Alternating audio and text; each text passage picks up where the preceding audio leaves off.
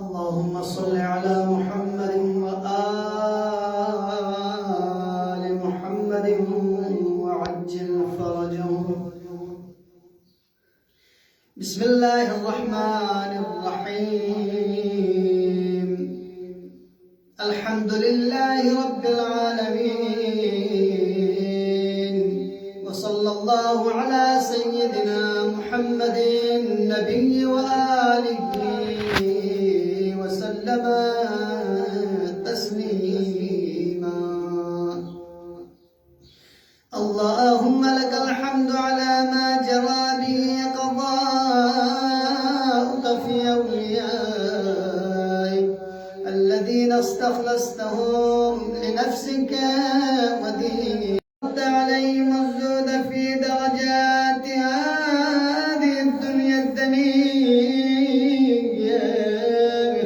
وزخرفها وزبرجها، فبعض أسكنته جنتك إلى أن أخرجته منها، وبعض حملته في فلكك ونجيته ومن آمن معه من الهلكة برحمتك، وبعض اتخذته لنفسك خليلا وسألك لسان صدق في الآخرين فأجبته وجعلت ذلك عليا، وبعض كلمته من شجرته تكليما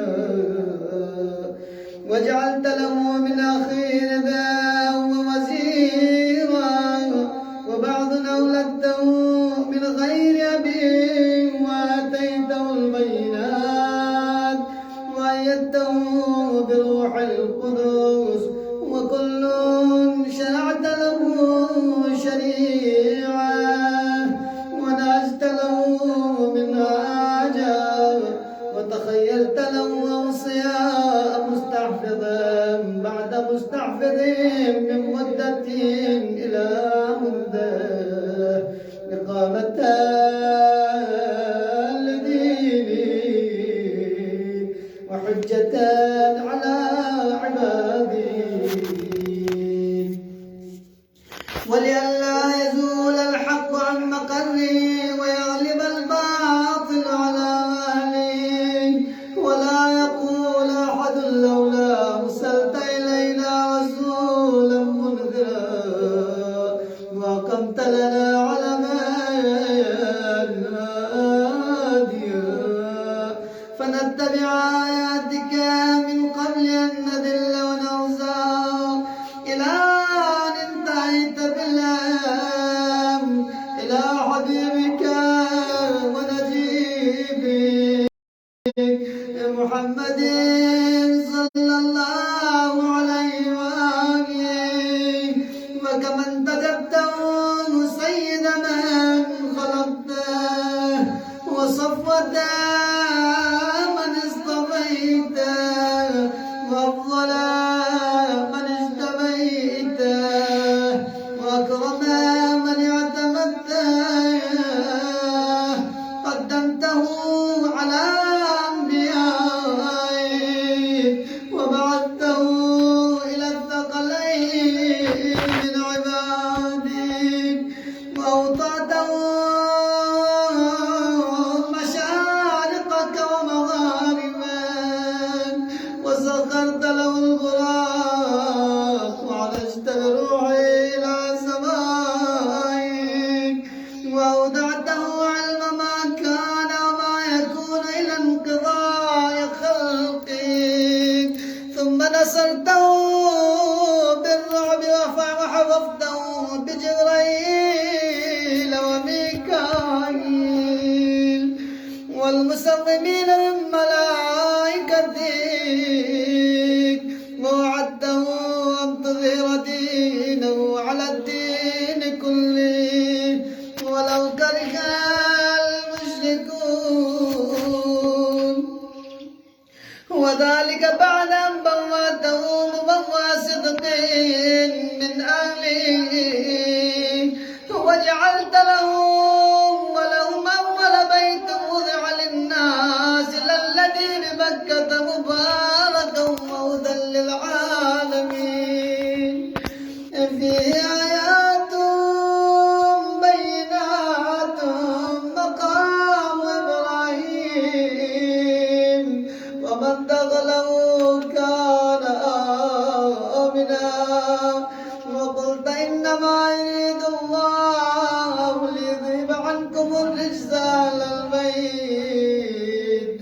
ويطهركم تطهيرا ثم جعلت أجر محمد صلواتك عليه وآله مودة في كتابك فقلت قل لا أسألكم عليه أجرا إلا المودة في القربى وقلت ما سألتكم من أجر فهو لكم وقلت ما أسألكم عليه من أجر إلا من شاء يتخذ إلى ربه سبيلا فكانوا السبيل إليك والمسلك إلى رضوانك فلما انقضت أيامه أقام وليه علي بن أبي طالب صلواتك عليه وآل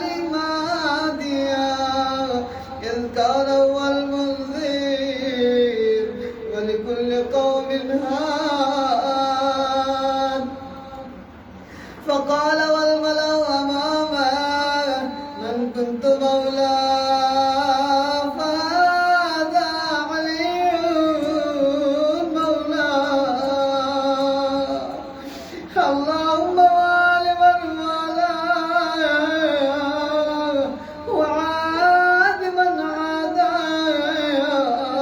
عاداه وانصر من نصره وخذل من خذله وقال من كنت انا نبيه فعلي اميره وقال انا وعلي من شجره واحده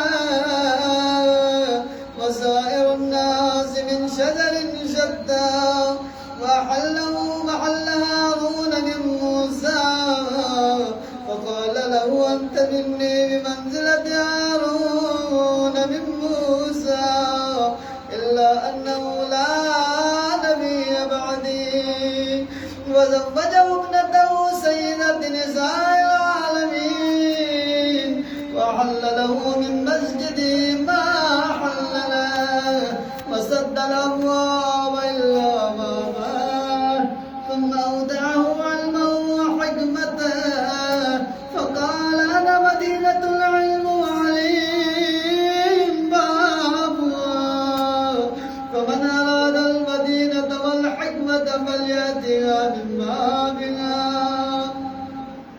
ثم قال أنت أخي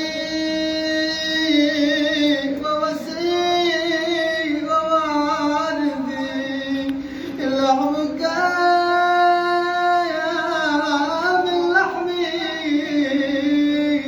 ودمك من دمي وسلمك سلمي وحرمك حربي والإيمان مخالط لحمك ودمك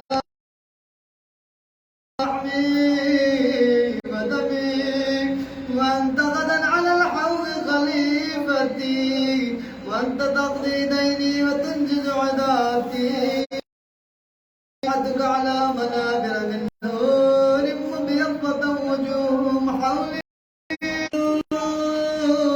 حذو الرسول صلى الله عليه وآله ويقاتل على التأويل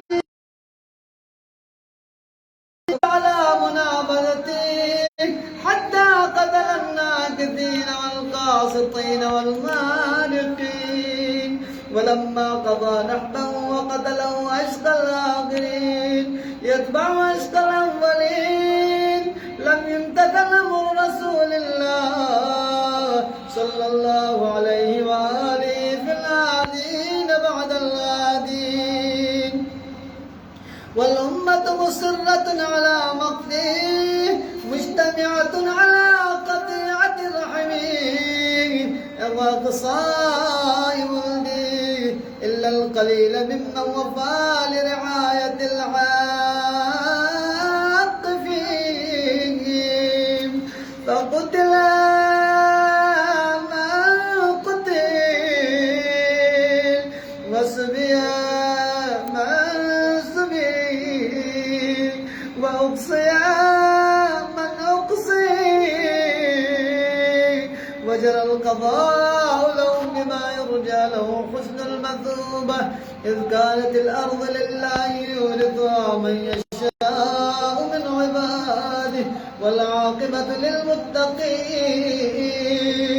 وسبحان ربنا إن كان وعد ربنا لمفعولا ولن يخلف الله وعده وهو العزيز الحكيم. فعلى الأطائب من آل بيت محمد وعلي صلى الله عليهما وآلهما فليبكي الباكون وإياهم فالارخون ويضج الضاجون ويعج العاجون. أين الحسن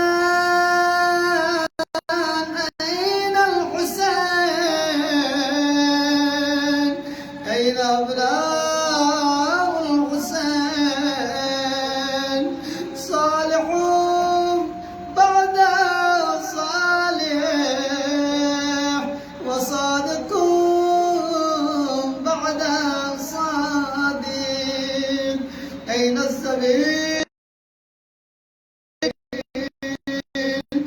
أين الخيرة بعد الخيرة؟ أين الشموس الطالعة؟ أين الأقمار المنيرة؟ أين الأنجم الزائرة؟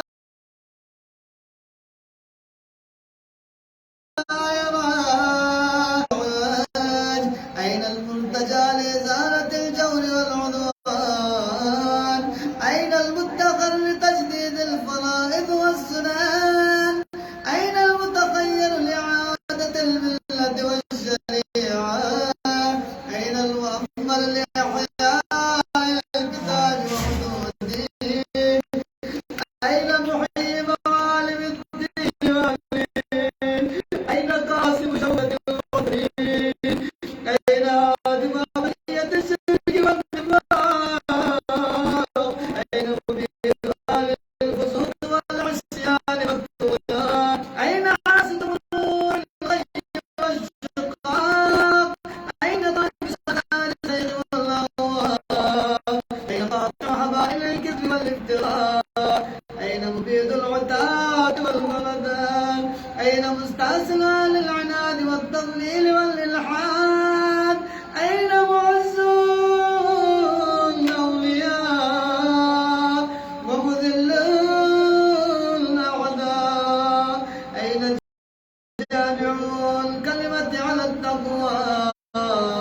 أين باب الله الذي منه يؤتى؟ أين وجه الله الذي إليه يتوجه الأولياء؟ أين السبب المتصل بين الأرض والسماء؟ أين صاحب يوم الفتح وناشر راية الهدى؟ أين مؤلف شمل الصلاح والرضا؟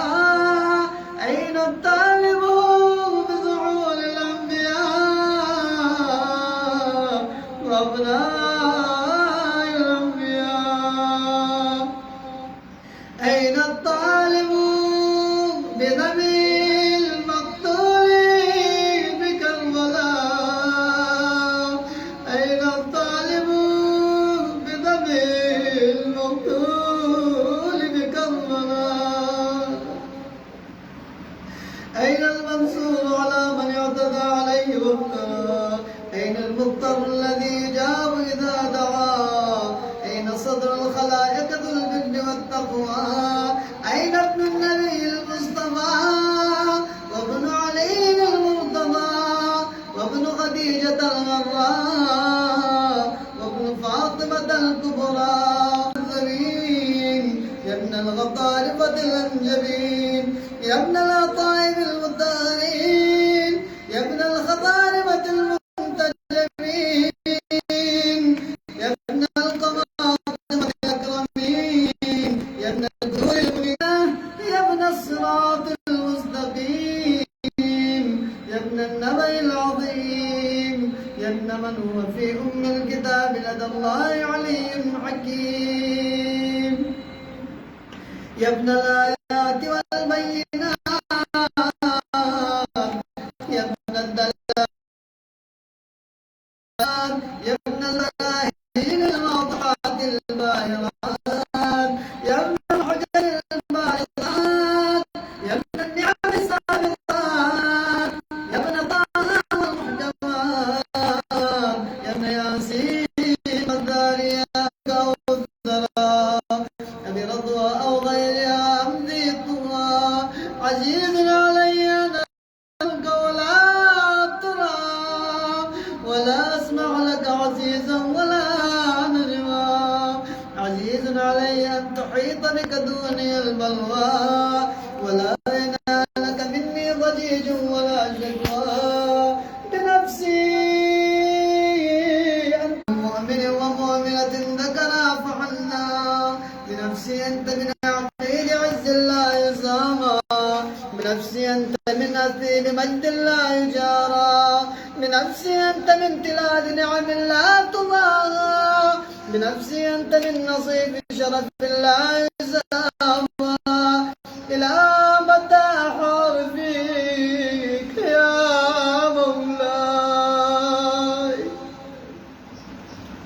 وإلى متى وأي خطاب أصف فيك وأي نجوى، عزيز علي أن أجاب دونك وأناوى، عزيز علي أن أبكيك ويغضلك الورى، عزيز علي أن يجري عليك دونه ما جرى، هل من معين فأطيل معه العويل والبكاء، هل من جذوع فأساعد جزاؤه إذا ضلا، هل قد عين فساعدت عيني على القضاء، هل إليك يا ابن أحمد سبيل فتلقى، هل يتصل يومنا منك بعدة فنعضى، متى نرد فضائلك الرغية فنروى، متى ننتبع من عزم مائك فقد على الصدى، متى نواديك ونراوحك فنضر عينا، متى ترانا